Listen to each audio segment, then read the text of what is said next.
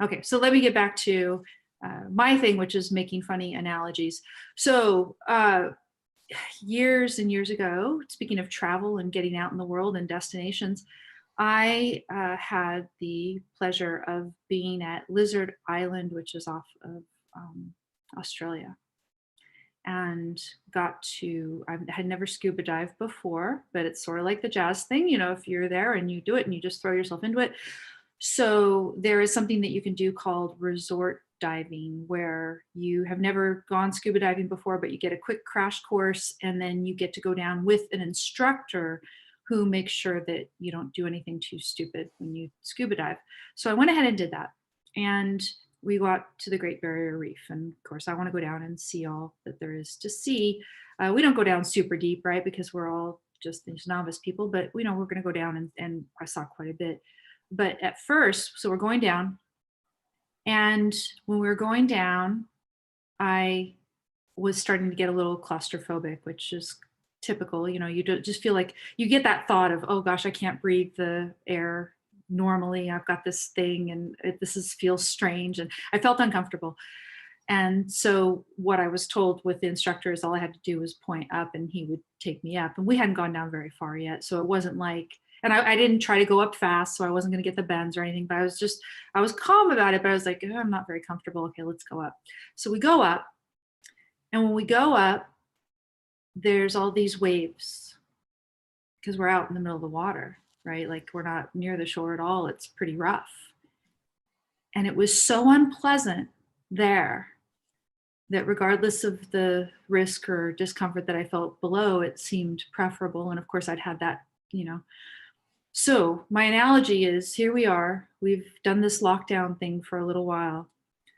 And the way that I'm seeing the news go is that it looks like people are starting to face the idea that, as unpleasant and as abnormal to us because we haven't lived ourselves through something like the Spanish flu, as weird as it seems,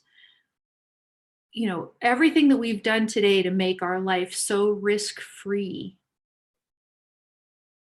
relatively speaking, cannot counter a pandemic.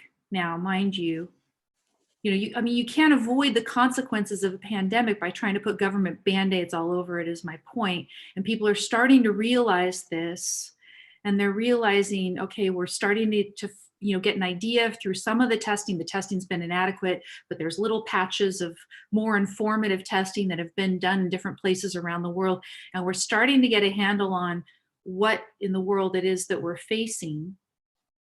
Doctors have some handle on how to treat it. There are different things that they're still exploring. Is it hydroxychloroquine, or is it this, it begins with an R, I can't remember, rem something of, that's an antiviral.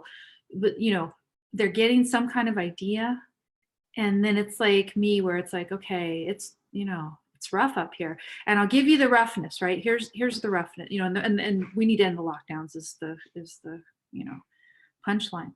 But I'll give you the roughness, right? And I had an experience of the roughness yesterday. So go out to the store, and I had to get a couple of things at the store. I'd run out of, one of the things was dish soap. So, you're doing all your cooking at home, you better have your dish soap, right? So I felt dumb. I had to go make this trip, but I, made the best of it, and I got some other things I needed.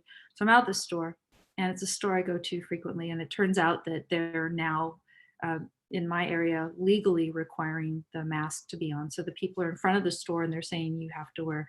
And of course, I brought it with me, but I was kind of hoping that I wouldn't have to, because I am so careful in stores, people. I will never breathe on you in a store. I keep my distance. I'm very respectful of people, and I'm careful for myself and everything else, but still, okay. So, put the thing on. And I just noticed, again, this is the first time I've been ordered to put this thing on, right? And it hadn't happened before. And I just noticed I'm feeling kind of uncomfortable as I'm going to the store. And the store is eerily like quiet. There's just not hardly anybody there. And I'm shopping for sort of some normal things. I'm even looking at a little bit of clothing or something, and it feels just weird, right? And looking for clothing while you're wearing this thing, and so you feel uncomfortable. So I get through as quickly as I can to do the things that I want to do. And then I'm at the checkout and I'm waiting, and there's a checkout line, like, not too far from me. And I see two women who are actually starting to get in a fight, and they're raising their voices. And the one is saying to the other, "You stepped towards me.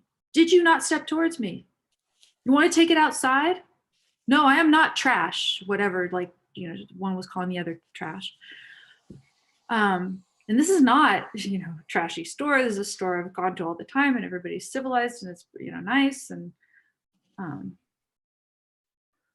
yeah. The frayed And edges are showing. Yeah. yes, the frayed edges are showing. And so my point being, this is like And being at the surface and feeling how rough it is and saying, okay, there's some danger down there. right. But Well, maybe it's time. what's kind of